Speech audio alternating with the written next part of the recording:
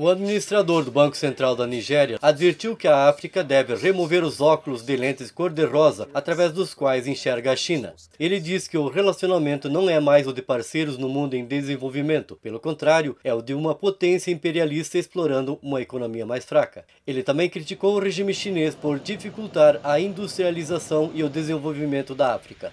Mike Morris é o diretor de pesquisa em política internacional sobre serviços e manufatura na Cape Town University. Ele afirma que, para as nações africanas equilibrarem a relação, precisam ter uma abordagem unida em relação à China. Segundo ele, os chineses têm uma política e uma estratégia para a África, mas a África como um todo não desenvolveu a contrapartida. Em outras palavras, isso significa que a China pode lidar bem com 52 países com uma política e uma estratégia. Enquanto isso, os países africanos estão tentando fechar um acordo bilateral entre si e eliminar o outro país, e não conseguem se juntar em uma estratégia única, o que lhes daria vantagem nas negociações.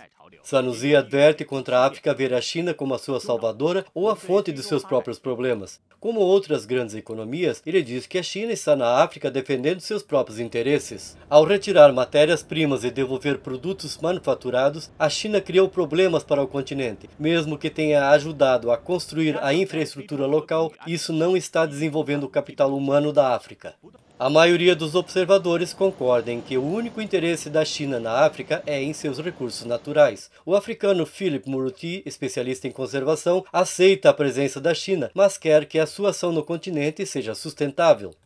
Ele afirma que se os chineses contribuírem para a conservação da África, a integração será benéfica, já que a China tem um papel muito grande a exercer sobre o desenvolvimento no continente. Diz ainda que os africanos são agradecidos por isso, mas gostariam que a China respeitasse os recursos fornecidos pela África. Por sua vez, Sanusi tampouco defende o completo rompimento da relação com os chineses. Ele quer que os países africanos negociem com a China para um mútuo benefício que ajude a economia local e propicie o desenvolvimento de recursos humanos.